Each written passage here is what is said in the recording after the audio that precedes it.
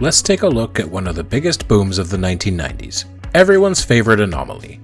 4, 3, 2, 1, 0. We have ignition and liftoff from Cape Canaveral Air Station of the Air Force Delta II launch vehicle carrying the new GPS-2R satellite.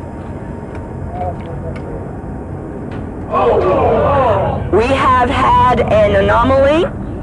We just had an anomaly of the Delta II launch vehicle from Cape Canaveral Air Station.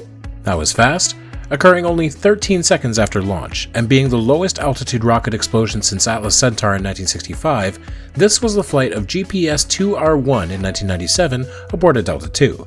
250 tons of debris fell around the launch complex, starting a small fire and severely damaging 20 cars in a parking lot. Thankfully, nobody was harmed. So what happened? A crack formed in the casing of one of the solid rocket boosters at T+6 seconds and got worse as the flight progressed.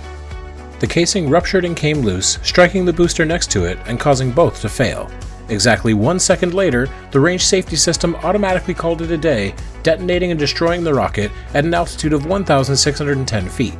The damage to the booster casing was caused in transit by a new system for moving the boosters around, and revisions were made afterwards to prevent a repeat failure.